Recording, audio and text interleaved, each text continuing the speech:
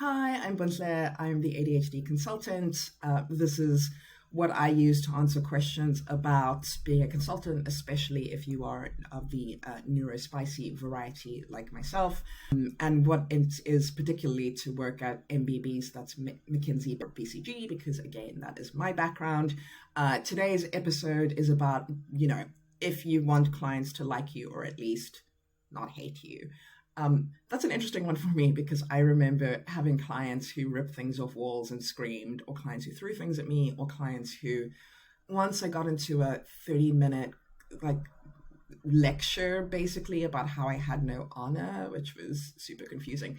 But it is very important that your clients not hate you because it is sort of fundamental to your work and is the thing that will either allow you to have impact with them or not allow you to have impact with them. I found it quite difficult as someone who is autistic simply because a lot of social cues anyway are something that I had to learn. And so having to learn them in a different context where you have to figure out how to have your colleagues like you, but then also your clients like you, but then also the partners, like it was a lot. And so it took me a long time to kind of work out some of the ground rules for that. I also found that my ADHD symptoms, however, were particularly useful in the in-firm context. So in problem solvings, in meetings with partners, etc., my tendency to interrupt or my tendency to finish people's sentences or being able to think really quickly, those were all advantages in those processes because partners, directors, etc., are looking for efficiency in communications. And so they want you to be top down. They want you to get to the point first. They want you to be able to be really snappy, talk quickly, interrupt with your point, whatever it may be. Whereas clients tend to not like any of those things because it makes them feel like you're not really listening. You're just kind of, doing stuff. And that was also something for me to work out is how to have different aspects of my personality and my neurodiversity come out for clients than necessarily for colleagues. So let's go. First, the thing which is really amusing for me is that consultants don't realize how intimidating they can be because everybody kind of makes fun of consultants. And when you get into a company, like people don't seem to really like embrace you and love you. And that's usually because they think that you're going to take their job away somehow, right? Like you're going to come up with a strategy that requires X number of people be reorganized or moved or made redundant or put at risk, whatever it might be. And that is a lot of what consultants do in some consulting context, in some practices. So people are afraid of you more than they dislike you. And that can make you quite intimidating. And what makes that worse and does make that fear or anxiety, or at least reluctance to get too close to you even worse, is when people can see that you think you are smarter than they are, or better than they are, or faster than they are, or have more access to whatever, right? Don't even think it, because people can absolutely tell when you think that about yourself. And it's also fundamentally not true, because there are certainly some things which objectively you will be smarter at your clients than, but they have institutional memory, years of experience, different insights, different neurotypes, which will add their value. And it's very difficult to compare, apples and apples there. You're really talking about comparing apples and wine bottles, right? So don't think you're smarter than anyone else. There's also like no glamour in consulting. Everybody thinks it's all like first class flights and wonderful hotels. And the reality is like, no, you're not flying first class. Like, don't be silly. You are flying business class so you can work on the plane. And you're going to stay at a lovely hotel where you will never go to the restaurant because it takes too much time to go downstairs to the restaurant and eat and then come back and work. So you're going to be getting room service, and whatever country you're in, you will see it from the window of your hotel room, then from the window of the car that's taking you from your hotel to your client, then at your client looking out the window there, and in the reverse order, right? Like you're never going to be able to really explore cities or really get to know them, etc. You have way too much work. So this idea that you are glamorous and going to be fancy and it's going to be awesome, like some of it might be glamorous some of the time. I'm struggling to think of a single example in my own career, but like it could theoretically happen.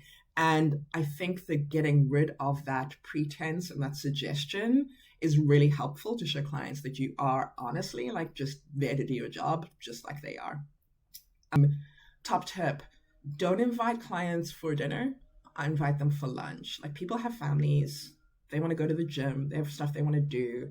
Like team dinners make sense for your team because you might be working late together and then want to have dinner and then separate, or want to have dinner and then carry on working. It's not the same for clients. So don't ask or demand their time then, because they probably don't want to do that, especially if you want to use the time to network or, learn more stuff about them or whatever it might be.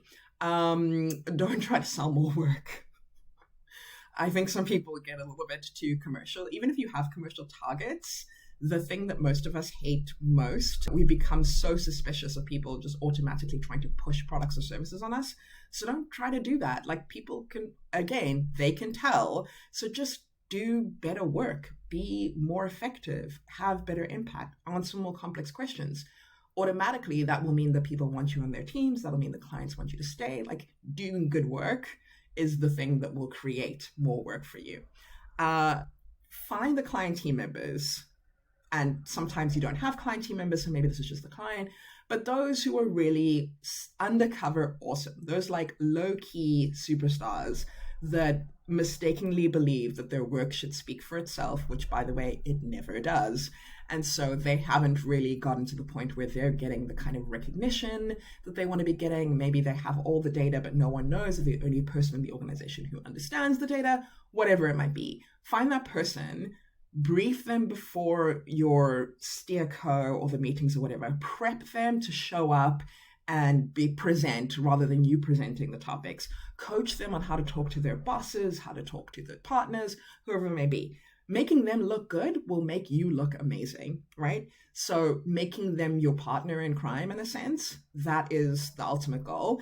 And someone who you do that for is going to have a lot of loyalty towards you as a result, and will be much more inclined to help you because you helped them, right? If you go to site, and you should go to site, and site might mean the actual client offices, it might mean a physical construction site, or a manufacturing plant, etc. In my case, I once did a project in a hospital, and my site was actually the operating theater. And so I got the matron to give me like a little desk in front of her desk in the operating theater, and had to like put on all the kit and whatever. Go to sites, you can see what it's really like working there. People will always kind of appreciate that you've bothered to go and look at what things really are like, instead of sitting in head office, corporate office, whatever, somewhere with the air conditioning. And go eat in the company cafeteria. Like, it's very easy to, get Uber Eats or whatever it might be, Deliveroo, Just Eat, whatever you're into, in the team room and just sit there. But you get a lot more visibility from going into the company cafeteria. You can hear things that people talk about and kind of, pick up on the tips. You understand how people speak and the kind of language they use, so you can incorporate that in your communication with clients. And it also gives clients who kind of like you an opportunity to like sit with you and talk to you about something that's like not work, which always does a better job of forging relationships than sitting around and asking them about the data while you eat. Speaking of which, don't just ask for stuff. If you're the person who's always like, I need the data, I also need you to get me a meeting with this person, I also need access to this paper, I also need, like, you become a pain, to be honest. It becomes a nuisance. And even though you need that information and you need it because you're doing work for that company, individual clients and individual employees who are working there, there's really nothing in it for them to help you, to be honest. Like, you're a consultant, you will leave. They can outlast you if they really want to. So I would suggest, to deal with that particular challenge, that you solve problems, even if it's small ones, especially if it's small ones sometimes. People will love you for being able to fix that thing for them. So for me, one of the things which I did was when I was working on a health project, and the health project was about building dashboards and figuring out productivity with like whatever macros, algorithms, whatever thing. But the client had a challenge that in their pharmacy, they were not able to keep track of stock, and they had no idea what was going on. And so we were like, okay, let's take a Saturday and do extreme makeover of the pharmacy so we can reshelve everything, relook at everything, clean everything out, like clean the storerooms, so at least you can then do a proper stock take and have a real evaluation of what you have. And that was like a cool Saturday morning that we spent as a team with their team, with other people from the health department doing it. One, it forged some really great relationships, But two, because we had solved this completely unrelated problem, which honestly didn't take anything out of our problem solving time or anything out of the client's time. They were just really appreciative and could see that we really cared about them. So find some small problem that you can fix with. Maybe it's just helping them get better at PowerPoint, right? Maybe it's showing them some shortcuts in Excel, whatever it might be. People appreciate that. And the last thing I think is, standalone does not mean alone. So even if you're an associate, even if you're a business analyst, you're there in meetings by yourself, you're expected to do some thinking by yourself, etc. You shouldn't be trying to do it alone. I can tell many stories of times that I thought that I would be respected more or appreciated more by the partners or the engagement manager, whoever, if I just kind of went it alone and came up with all the answers and came back and clients loved me and whatever.